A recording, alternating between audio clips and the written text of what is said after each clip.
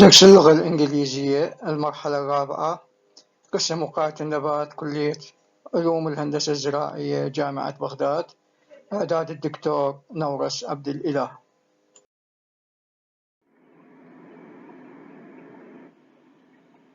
External anatomy of adult insects. التشريح الخارجي external anatomy يعني التشريح الخارجي of adult insects للحشرات البالغة. البودي الجسم hard covering أي يكون مغطى بغطاء صلب أو هو عبارة عن غطاء صلب hard covering. hard covering يدعى هذا الغطاء الصلب is called an exoskeleton. الهيكل العظمي الخارجي يدعى is called an exoskeleton يعني الهيكل العظمي الخارجي للحشرة. segmentation provides mobility يعني تقسيم الجسم يوفر provides mobility الحركة. The body is segmented into the head, thorax and abdomen. الجسم is segmented مقسم إلى to the head, الرأس والصدر thorax and abdomen.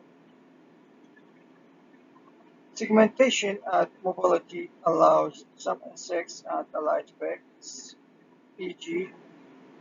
funnel web spiders, to adopt threatening positions. يعني تقسيم الجسم والحركة and mobility allows تسمح أو تتيح some insects إلى بعض الحشرات and allied pests والآفات المرافقة allied يعني مرافق آفات مرافقة example e.g. funnel web spiders عناكب الناسجة أو ذات الويب يعني شبكة funnel يعني قمعية ذات الشبكة القمعية تكون الشبكة بشكل قمع ويعني السبايدرز عناكب تدخل داخل الشبكة تؤدب لتبني threatening positions أوضاع مهددة threatening يعني مهدد أو تهديد يعني من يقترب العدو تتخذ وضع تهدد بالهجوم أو تهدد يعني لإخافة العدو اللي يسمح له بهذه الأوضاع هو تقسيم الجسم والحركة. bilaterally symmetrical and more or less elongated. إذا الصفة الأخرى للجسم أنه يحتوي على تناظر جانبي bilaterally جانبي symmetrical تناظر and more or less elongated يعني يكون متطاول بشكل كبير أو أقل.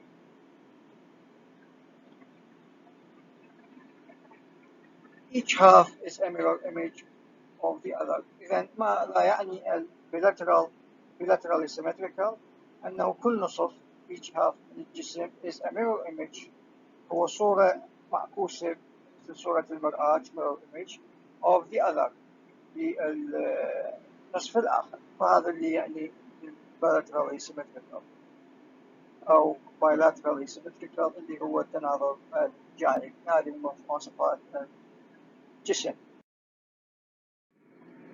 The head الرأس مثل ما قلنا بالشريحة الأولى أنه الجسم الحشرة مقسم إلى 3 أقسام الرأس والصدر the head, thorax and abdomen البطن.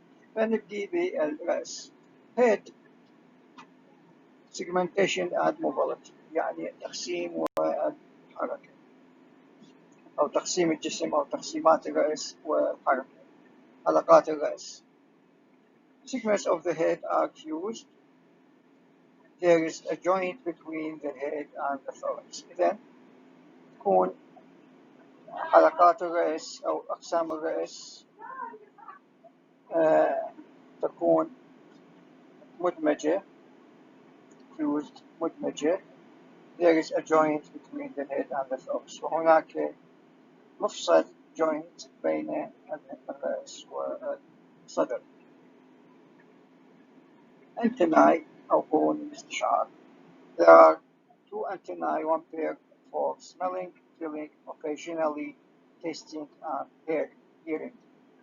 إذن قرون الاستشعار هناك 2 antennae يعني هناك قرناء استشعار طبعا أنتنا هي جمع أنتنا.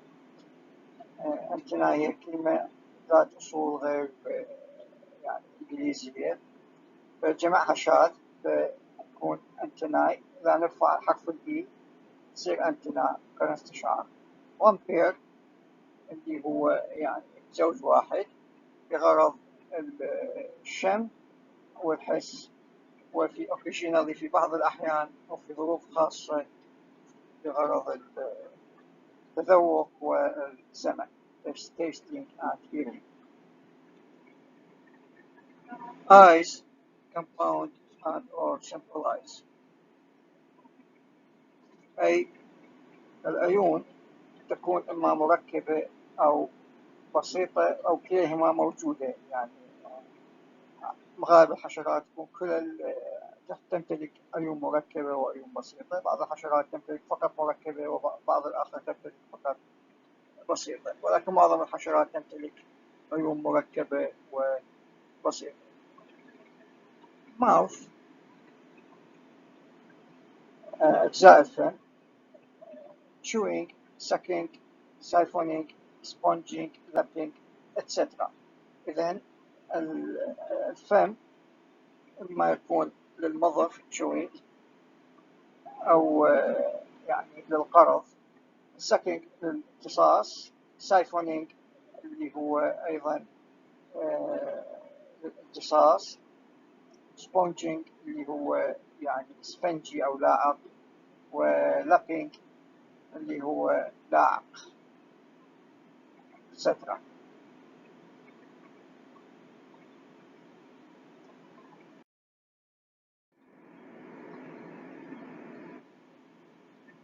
thorax. إذن الجزء الثاني من جسم الحشرة هو الصدر thorax. thorax segmentation and mobility يعني الحركة وتقسيمات الصدر. The thorax is segmented into three parts to provide mobility.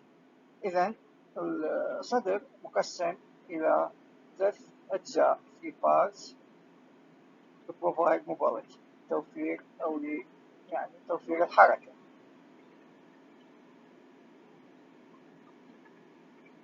winged or wingless يعني مجنح أو غير مجنح، هذه كلها مواصفات الصدر، هل هو مجنح أو if winged, 1 or 2 pairs. Most insects have 2 pairs of wings. If 2 pairs, 1 pair attached to each of the second and third thoracic segments. إذن الحشرات قد تكون مجنحة وغير مجنحة. إذا تكون مجنحة أول والثاني، الزوج الأول والزوج الثاني 1 or 2 pairs يعني تمتلك زوج أو زوجين من الأجنحة. Most insects have 2 pairs of wings. إذن معظم الحشرات تمتلك زوجين من الأجنحة.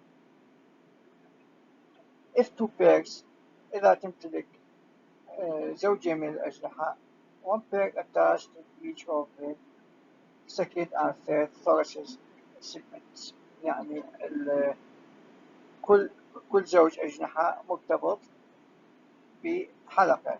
الزوج الأول مرتبط بالحلقة الثانية، والزوج الثالث مرتبط بالحلقة الثالثة الحلقة الصدرية الثالثة thoracic segments. إذن إذا زوجين من الأجنحة الزوج الأول يكون مرتبط بالحلقة الصدرية الثانية، والزوج الثاني مرتبط بالحلقة الصدرية الثالثة.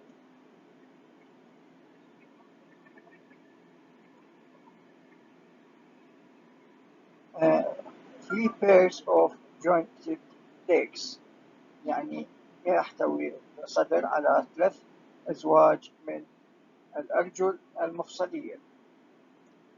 Legs are flexible with a hard covering. 1 pair is attached to each of the 3 thoracic segments. إذن legs الأرجل تكون flexible مرنة with a hard covering مع غطاء صلب، تكون مغطاة بغطاء صلب. 1 pair كل زوج is attached to each of the 3 thoracic segments. إذن كل زوج هو مرتبط كل حلقة من الحلقات الصدرية، يعني الزوج الأول مرتبط بالحلقة الأولى، الزوج الثاني بالحلقة الثانية، والزوج الثالث بالحلقة الصدرية الثالثة. كل زوج مرتبط بحلقة.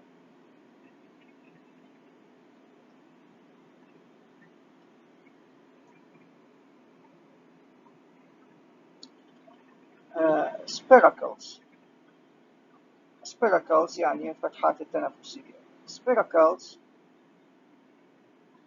for breathing may be present or absent. إذن الفتحات التنفسية spiracles لغرض التنفس or breathing may be قد تكون موجودة أو غائبة. present موجود أو غائب absent.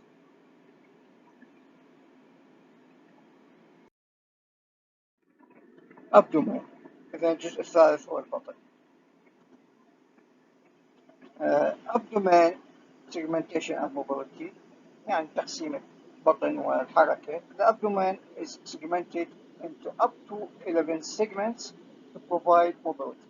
إذا البطن مقسمة segmented into up to لغاية 11 حلقة لتوفير الحركة. إذا 11 segments أو 11 حلقة لتوفير الحركة. large abdomen.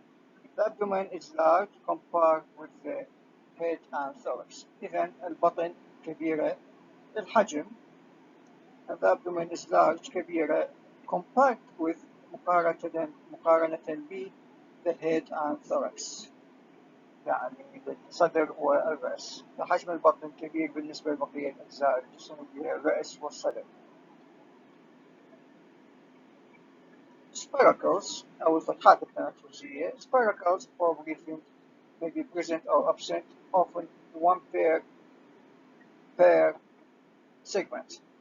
إذا الفتحات التنفسية قد تكون may be present or absent، قد تكون موجودة أو غائبة، وغالبا ما تكون زوج واحد لكل حلقة. يعني عدد الأزواج الموجودة عدد حلقات بطنية 11 راح تكون عددهن 11 أو 22 فتحة تنفسية. Other appendages. Cerci at the end of the abdomen for filling may be used during mating or mating. في page 60. إذن الزوائد الأخرى الموجودة بالبطن السيرسي أو يعني الأقلام الشرجية سيرسي at the end of the abdomen والتي تكون في نهاية البطن for filling لأغراض التحسس أو الشعور may be used كاستعمالها during mating خلال التزاوج. عندنا هذا التشريح الخارجي الحشرة أو المظهر الخارجي للحشرة. مؤلف من الرأس، انتناء كل استشعار قلنا انتناء مفرد إذا تو one pair إذا عندك تو يعني انتناي. compound eye يعني العين المركبة. بالنسبة للثوركس الصدر بروثوركس أو الصدر الأولي اللي هو first thoracic segment يعني الحلقة الصدرية الأولى. ميجاثوركس أو الصدر الوسطي ويعني مقابله يجي second thoracic segment اللي هي الحلقة الصدرية الثانية. ثم عندك ميتاثوركس أو يعني الصدر أو يعني الصدر النهائي اللي هو يشكل حلقة الثيرد thoracic segment يعني الحلقة الصدرية الثالثة. عندنا البطن. طبعا قبل البطن نرجع إلى الفورليج يعني الرجل الأمامية foreleg، هذه هي الرجل الأمامية اللي مرتبطة بالحلقة الصدرية الأولى أو البروثوركس. الميدليج يعني الرجل الوسطى اللي هي مرتبطة بالصدر، الحلقة الصدرية الوسطى.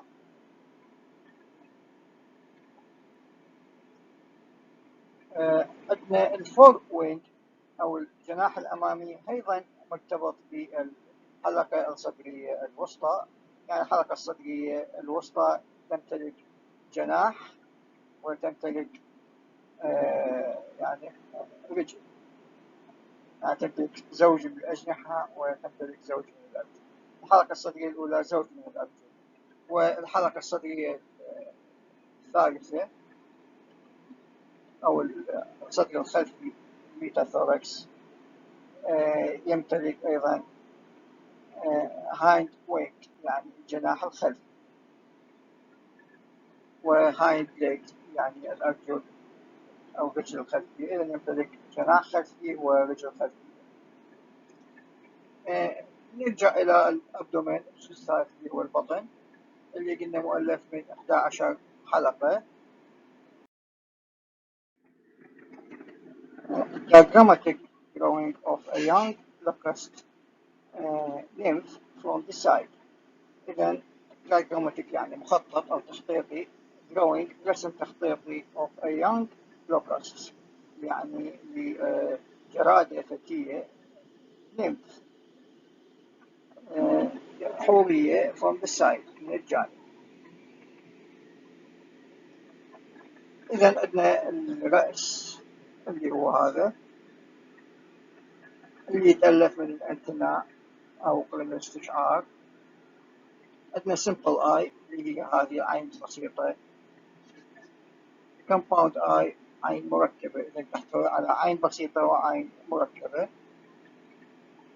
عندنا الهيد أو الوجه، طبعا الهيد تجي بالرأس أو الوجه. ثم عندنا أجزاء الماوث بارتس. الجزء الثاني اللي هو الثوراكس أو الصدر تمتلك جناح أمامي forward. foreleg هو أيضا رجل أمامية للتكون الحلقة الصدرية الأولى.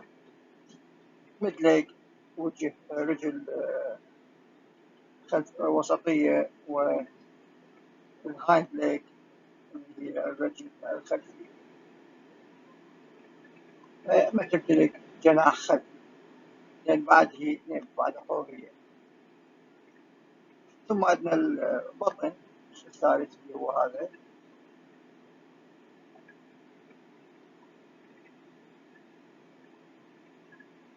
spiracled فتحات تنفسية، لأن تمتلك فتحات تنفسية. قلنا كل حلقة هي فتحات أو زوج من فتحات التنفس. integument body covering يعني integument هو جدار الجسم. body covering يعني يغطي غطاء الجسم. The shape of an insect is determined by its tough outer covering the integument. إذا شكل الحشرة the shape of an insect شكل الحشرة يحدد is determined by its tough بامتلاكه أو بمواصفات أنه tough outer covering يعني جسم الحشرة يتحدد بالغطاء الخارجي الصلب tough the integument اللي هو اسمه جدار الجسم. This forms a skeleton and exoskeleton within which lie all the soft tissues. إذا جدار الجسم يشكل السكيلتون أو الهيكل العظمي للحشرة. عن exoskeleton يعني هيكل عظمي خارجي within which والذي بداخله lie all the soft tissues تقع جميع الأنسجة soft tissues الرقيقة أو الرخوة يعني أو اللينة يعني soft tissues موجودة الأنسجة الرخوة واللينة موجودة داخل هذا الجدار ولذلك سمي بالإكسوسكيلتون يعني جدار أو الهيكل العظمي الخارجي. The integument plays an important part in insects' development and physiology and in relation to the action of insecticides. إذا جدار الجسم the integument plays يلعب an important part جزء مهم in insect development and physiology في تطور الحشرة وفسلجتها and in relation to the action of insecticide وأيضا relation مع علاقة بفعل أكشن المبيدات يعني مقاومة للمبيدات.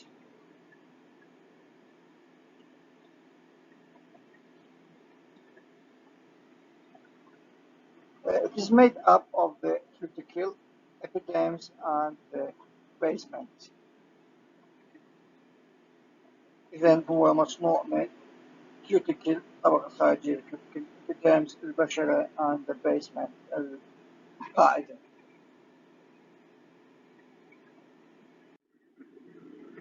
إذا الكيوتيكل أو يسمى أيضا باللغة العربية الجليد مصغر جليد. The cuticle is usually hard, dense, inelastic and impermeable to liquids and is variable in thickness. إذن الكيوتيكل أو الجليد is usually hard يكون عادة صلب dense كثيف inelastic غير مرن and impermeable to liquids permeable يعني غير نفاذ للسوائل and is variable in thickness يعني متنوع في السمك. السمك ما يكون في جميع الأجزاء نفس السمك قد يكون سميك جدا في بعض الأجزاء وأجزاء أخرى غير سميك. The cuticle consists of يتألف الكيوتيكل من the epicuticle which is thin and waxy gives the characteristic impermeable nature to the cuticle and protects the insects from water loss. إذن the epicuticle أو الكيوتيكل السطحي أو الفوقي which is thin الذي يكون يعني رفيع أو قليل السمك and waxy شمعي gives the characteristic impermeable nature يمنح أو يعطي صفة أو طبيعة يعني عدم نفاذية الماء characteristic صفة يعني nature طبيعة عدم النفاذية فإذا يعطي صفة طبيعة عدم النفاذية مثل ما قلنا وغير نفاذ الماء إذا cuticle.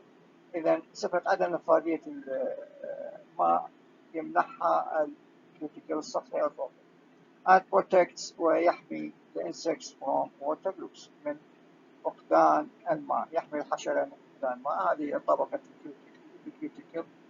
هذه طبعا الكيوتيكل هذه مكوناته. أول طبقة هي الطبقة السطحية الكيوتيكل السطحي أو الكيوتيكل الفوقي وهو طبقة يعني مثل ما نلاحظها رفيعة وغير نفاذة للماء يعني شلون أنا حاطيها بشكل خط أسود كثيف يعني غير نفاذ في الماء. Silica gel is sometimes used to control cockroaches. إذن السيليكا جل يعني هلام السيليكا هلام الرملي يسموه يعني السيليكا هو الرمل يستخدم في بعض الأحيان used to control يستعمل في مكافحة cockroaches اللي هي الصراصر.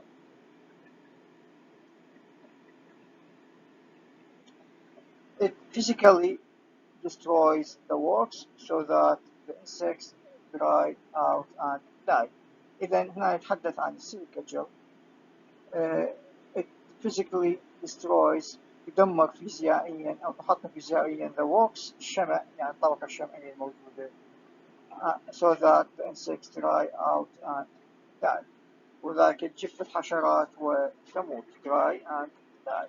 إذا نرش سيليكا جل على الصراصر يؤدي إلى موتها. شنو السبب؟ بسبب أنه السيليكا جل تقوم تدمر، يعني تسوي احتكاك بطبقة الشمع، فتصبح طبقة الكتل السطحي نفاذة للماء، فيبدي الماء يتبخر من جسم الحشرة ويؤدي إلى جفاف.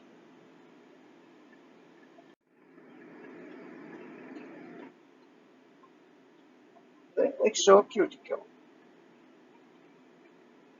الطبقة الثانية هي الكيوتيكل الخارجي exocuticle. فعندنا الطبقة الأولى هي الكيوتيكل السطحي أو الفوقي، ثم الكيوتيكل الخارجي. The exocuticle is thicker and gives rigidity to the cuticle. إذا الإكسوكيوتيكل أو الكيوتيكل الخارجي يكون أكثر سمكا، يعني أكثر سمكا من الإبيكيوتيكل، من الكيوتيكل السطحي أو الفوقي، and gives rigidity ويعطي الصلادة، يعني يكون يعني solid to the cuticle إلى طبقة الكيوتيكل. هذا اللي يعطي الصلادة أو يعني الصلابة، نسميها أيضا صلابة rigidity. It is composed of hard chitin and other substances and may contain pigments.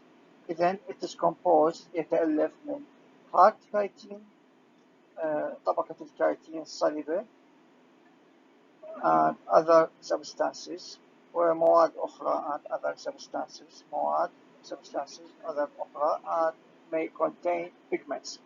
قد يحتوي على صبغات pigments. إذن لون الحشرة مسؤول عنه الكيوتيكل الخارجي لأنه قد يحتوي على صبغات. هذه طبقة الكيوتيكل طبعا هي اللي تعطي الصلادة لجسم الحشرة والصلابة.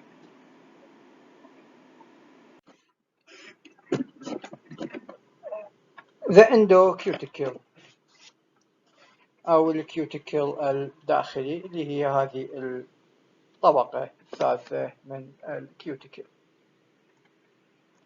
The endocuticle is never pigmented and is the most flexible and elastic portion of the cuticle. إذن طبقة الكيوتيكل الداخلي is never pigmented، تكون غير مصبغة أبدا، and is the most flexible، الأكثر هي الجزء الجزء الأكثر مرونة. elastic أيضا هي مرادف لكلمة flexible of the cuticle. فإذا هي هذه الطبقة الأكثر مرونة وتكون غير مصبغة أبدا على عكس الendocuticle.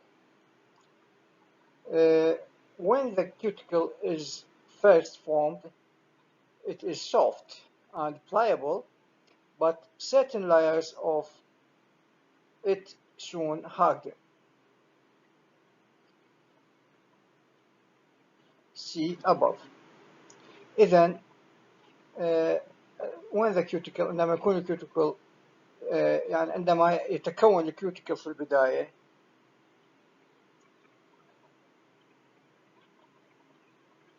يعني طبقة الكيوتيكل عندما تتكون بالبداية تكون لينة ناعمة and playable طيعة، يعني يمكن تشكيلها بأي شكل. pliable يعني طيع، ممكن تشكيلها أي شكل مثل العجين. but certain layers طبقات معينة of it soon hardened، يعني طبقات معينة من يعني من الكيوتيكل تتصلب بسرعة أو حالا. يعني مو كل الطبقات تتصلب، يعني بالنسبة للكيوتيكل أنها الطبقات اللي epicuticle تتصلب بسرعة والexocuticle. The cuticle hardens in sections of or plates with flexible sclerized cuticle between.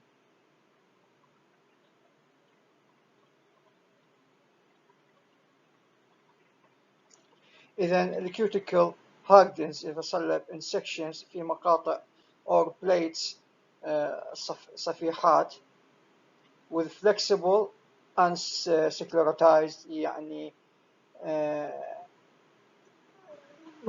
cuticle مرن وغير يعني sclerotized يعني غير متصلب أيضا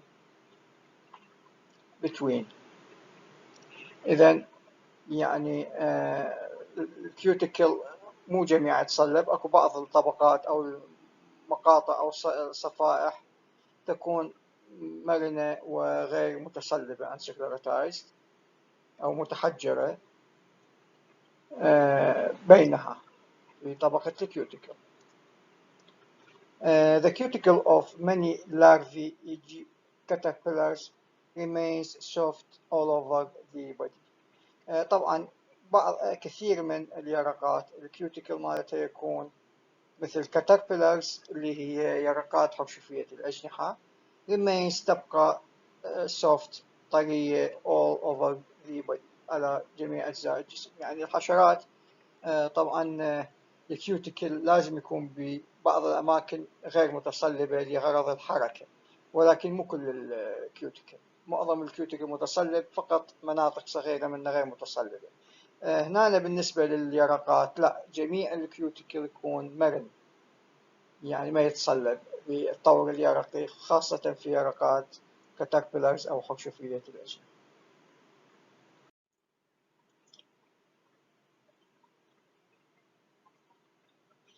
The epidermis is a continuous single layer of living cells which secrete the substances forming the cuticle. إذن the epidermis اللي هي طبقة البشرة هي عبارة عن طبقة مستمرة مفردة continuous يعني مستمر single مفرد layer طبقة of living cells من الخلايا الحية. إذن هي طبقة واحدة من الخلايا الحية المستمرة which secrete التي تفرز the substances يعني الخلايا هي اللي تفرز المواد المكونة substances مواد forming the cuticle مكونة الكيوتيكل. It also contains specialized cells which produce surface hairs and glandular secretions. إذن أيضا تتضمن خلايا متخصصة، هاي طبقة الخلايا طبقة البشرة which produce اللي تفرز surface hairs الشعيرات أو الشعر السطحي الشعيرات السطحية and glandular secretions يعني الإفرازات الغدية glandular يعني غدد secretion غدد اللي تفرز الغدد. فإذا هناك ضمن طبقة البشرة مو فقط تفرز الكيوتيكل خلايا متخصصة لإفراز الشعيرات الخارجية بالنسبة للحشرات ويعني الحشرات اللي تمتلك شعيرات مثل الخنافس وأيضا يعني الغدد الإفرازات الغدية اللي تفرزها بعض الحشرات يعني. طبعا النحل أيضا يمتلك شعيرات فاللي تفرز هذه الشعيرات هي طبقة البشرة. These are found on the surface of the cuticle. هذه موجودة يعني بالنسبة للغدد والشعيرات موجودة على الكيوتيكل السطحي. basement أو يعني القاعدة هذه يعني طبقة الكيوتيكل. basement membrane يعني غشاء القاعدي أو الغشاء القاعدي. The basement membrane is a very thin layer separating the epidermis from the body cavity. إذن الغشاء القاعدي هو عبارة عن غشاء طبقة رقيقة تفصل ما بين separating تفصل the epidermis البشرة from the body cavity من التجويف الجسمي. color اللون. color can have many uses. ممكن أنه للون أنه يمتلك عدة استعمالات. camouflage يعني التخفي. Stick insects resemble either sticks or leaves. Their color, shape and swaying movement make them very difficult to see against a background of trees and shrubs. إذن الكاموفلاج أو التخفي stick insects حشرات طبعا هي عصا الراعي تسمى stick insects حشرة العصا أو عصا الراعي تشابه resemble either sticks الأغصان or leaves يعني تشبه الأوراق أو الأغصان. Their color ألوانها shape and swaying movement شكلها وحركتها المتمايلة swaying movement make them very difficult to see يجعل من الصعوبة رؤيتها very difficult to see against a background of trees and shrubs يعني عند رؤيتها يعني تكون ضد خلفية against ضد خلفية من الأشجار والشربس الأعشاب أو الشجيرات. إذن يعني عصا الراعي هذه يسموه كاموفلاج لون العصا الراعي وشكلها وحركتها تشبه الأغصان ذاك يجعل من الصعوبة رؤيتها من قبل طبعا الأعداء اللي تفترسها.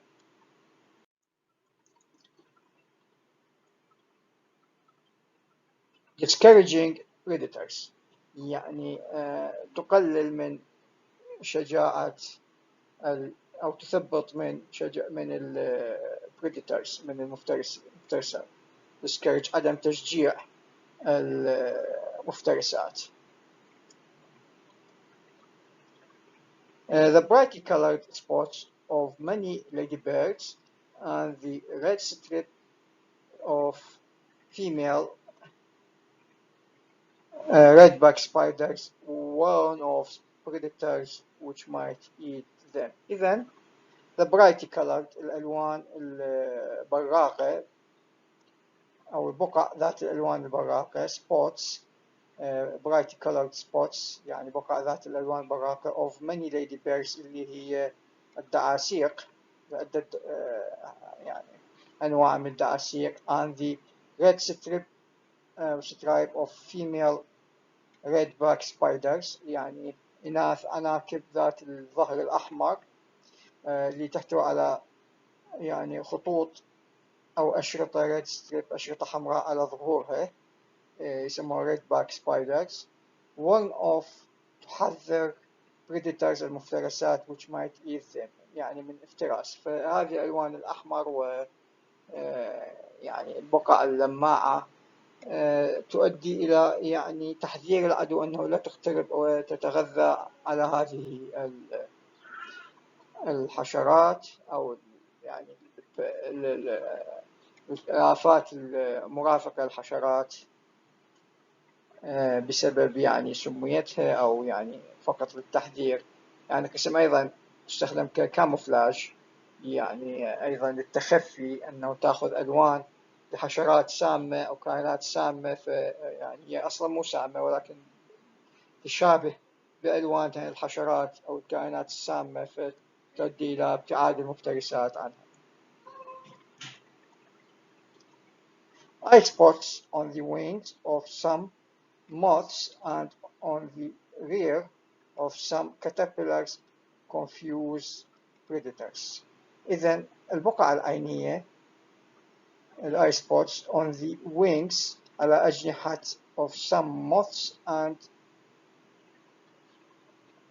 on the rear يعني على بعض حشرات الأث وعلى ظهور على أجنحة يعني بعض حشرات الأث وعلى ظهور some caterpillars بعض اليرقات اللي حشفية الأجنحة confuse تربك المفترسات. إذن eye spots يعني البقع عينية بقعة تشبه العين موجودة على ظهور يرقات حشفية الأجنحة أو على أجنحة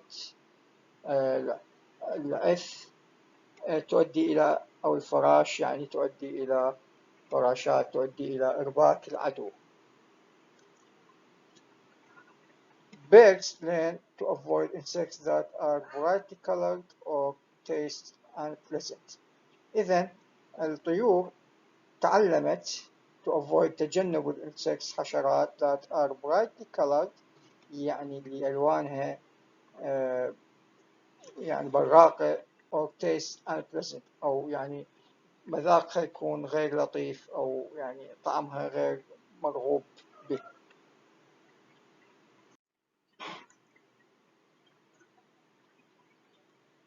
catching prey. إذا الألوان أيضا. Larvae of some predatory glowworms produce light which glows from the tip of the abdomen and attracts prey. إذا بعض اليرقات المفترسة of some predatory مفترسة glowworms يعني اليرقات المضيئة المفترسة glowworms produce تنتج light ضوء which glows الذي يعني يضيء أو يبرق أو يتألق from the tip of the من طرف the abdomen البطن and attracts prey أو prey يعني ويجذب الفريسة. إذن بعض اليرقات يعني تطلق أو تشع بضوء بإضاءة من بطنها وتجذب تجذب الفرائس attracts prey. mating تزاوج، أيضا الألوان تساهم بالتزاوج. Color and light are used to gain the attention of females during mating. إذن الألوان والضوء هي تستعمل لجذب to gain the attention جذب انتباه of females الإناث خلال التزاوج. إذن الألوان يعني طبعا يعني الحشرات أيضا تستطيع رؤية الألوان، فيعني يمكن اللون يجذب الحشرة يعني الإناث الحشرات التزاوج، والإضاءة أيضا الضوء اللي تطلق بعض الحشرات تؤدي أيضا إلى جذب الإناث لغرض التزاوج. يعني عادة الذكور هي اللي تكون ملونة وهي اللي تطلق الإضاءة لغرض جذب الإناث لغرض التزاوج. و thanks for listening. شكرا لإصغائكم.